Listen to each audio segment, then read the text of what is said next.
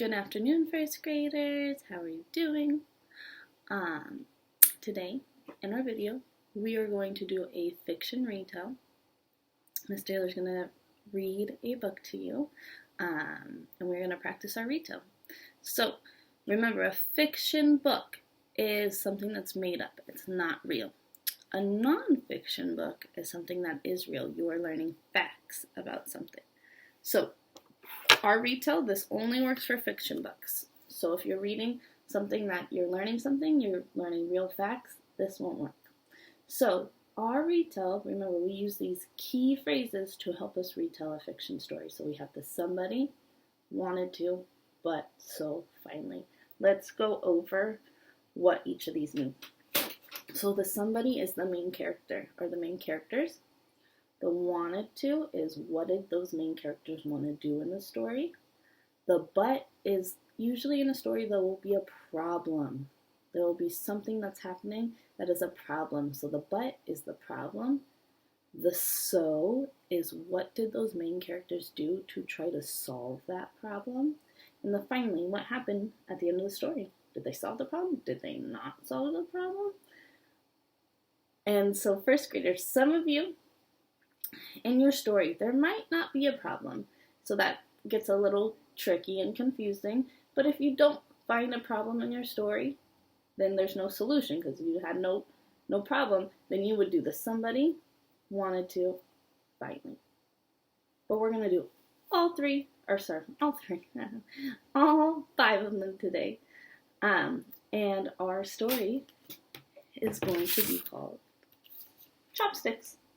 And this is by John Berkeley, and because his name is the only one on the cover, we know that he is also the author and the illustrator of the story. So the author is the person who writes the words, the illustrator is the one who creates the picture.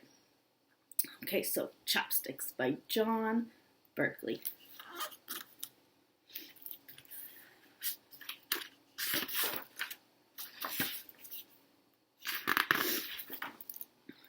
In a busy harbor on the faraway island of Hong Kong, there is a floating restaurant. It is built on a big barge and has many stories and hundreds of windows and a roof of green tiles. Every night, people come in sampans, which are boats, I will show you in the picture, to eat pork and fish and prawns and rice with chopsticks, and to drink green tea from china bowls. So first graders, if you don't know what chopsticks are, these are Peyton. Peyton has his own pair, but this is what you use to eat. You can eat food with it. And these are called chopsticks.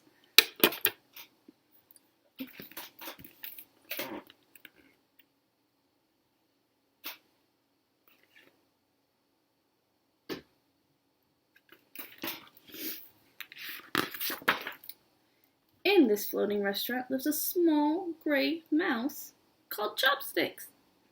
Chopsticks comes out at night when all the people have gone home and moonbeams slant through the windows.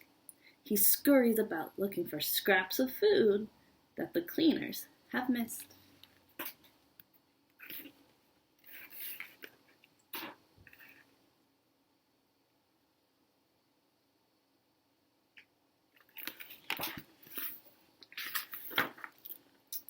At the entrance to the restaurant stand two enormous pillars.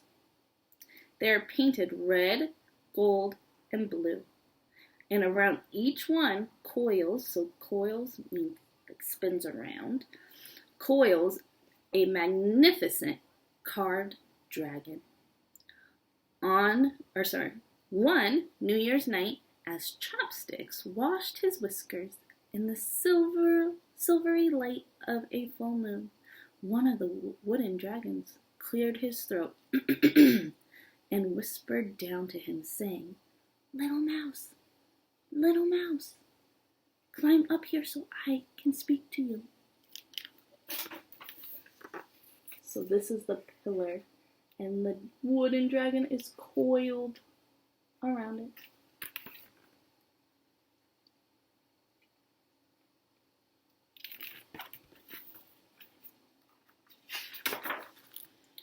Chopsticks looked up at the whispering dragon. He took a deep breath and hopped onto the dragon's tail. Around and around the enormous pillar he climbed. Halfway up the dragon's head, he stopped. "This is close enough," he said. The dragon sighed. "I won't eat you, little mouse," he said. "I've been here for a long, long time, and I've never moved an inch."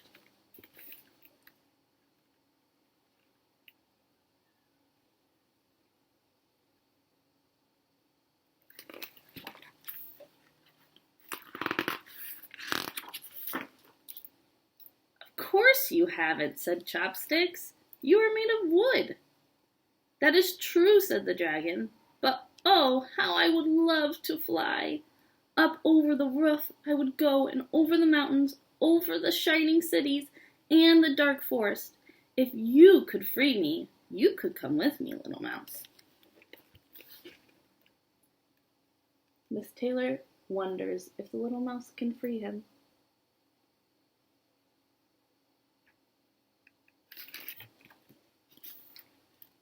So I'm going to pause for a moment and let's look at our retell. Let's see if we have any of our retell that we can do. So the somebody, who could be our somebody? Who's the main character? Is it Chopsticks? Miss Taylor would say Chopsticks is our main character. So Chopsticks wanted to, so what did he want to do? What I'm predicting right now is that, based on what we've read, he wanted to free the dragon so he could fly with the dragon. But the dragon's wooden. How is he going to, that's a problem, right? How is he going to get the dragon free if he's made out of wood? So Chopsticks wanted to free the dragon so he could fly with him over the mountains and over the city, but he's made of wood. So, have we found the so yet? Do we know what Chopsticks does to solve that problem? Nope, so we're going to keep reading.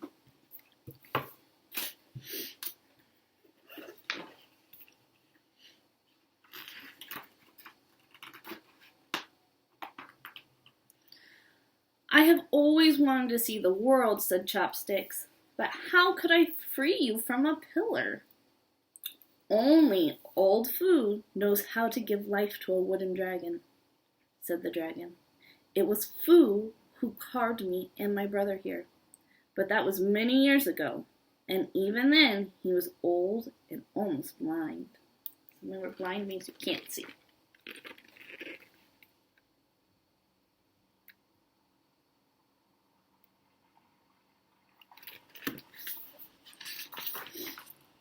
Early the next morning, Chopsticks hitched a ride to the woodcarver's workshop on the other side of the harbor. There he found old Fu living by himself on a small sampan. And remember, sampan are these boats.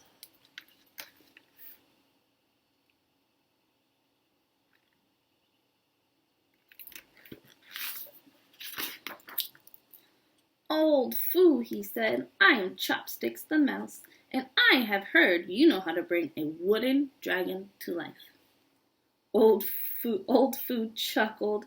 "You have come from the smiling dragon on the floating restaurant," he said. "I always knew that one would want to fly. He was the last dragon I ever made, and the finest of them all."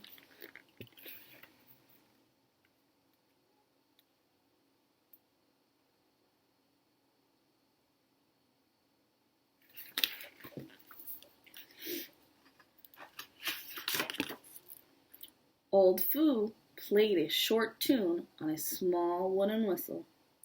The song of a blackbird was in his tune, and the sound of the water sighing around the sampan. He played it over and over until Chopsticks had learned it by heart. "You take this whistle and keep it safe," said Old Fu to Chopsticks. "The tune will only work when the moon is full."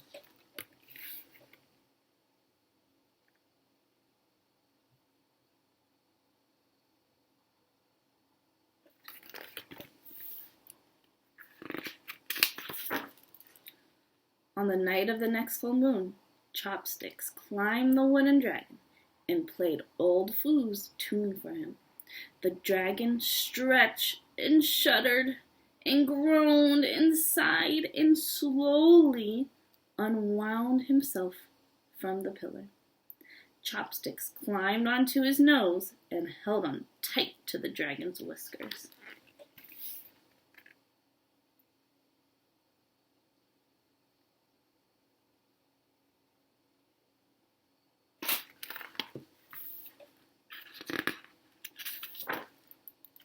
Up they flew into the night, up towards the smiling face of the moon, until the lights of the busy harbor twinkled like tiny jewels in the darkness below. The whole night long, they flew over lands that you and I only dream of, returning to the floating restaurant just as the sun began to peep over the eastern horizon.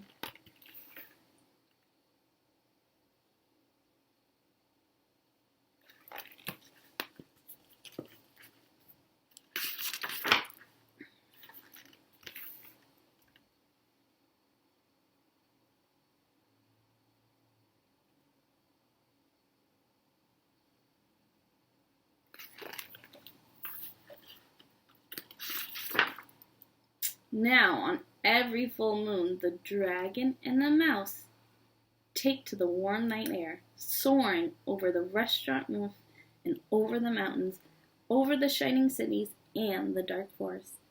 In the daytime, Chopsticks sleeps in his favorite place, curled up safe and warm in the dragon's wooden mouth.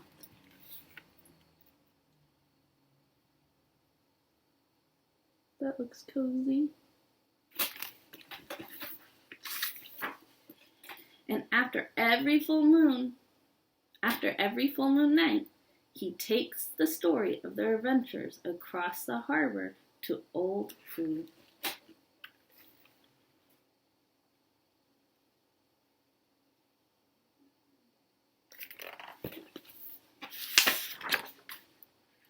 All right, first graders, let's go back to our retell and see if we can retell the story Chopsticks.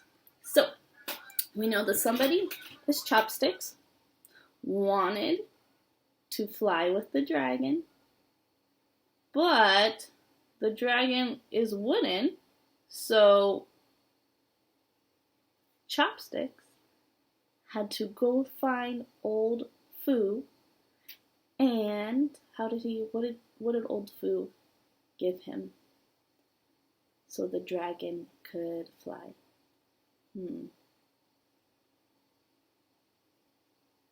So Miss Taylor remembers that Old Foo gave Chopsticks a magical flute, and Chopsticks had to learn the song, and finally Chopsticks took the flute and played it to the dragon on a full moon, and they were able to fly all over Hong Kong.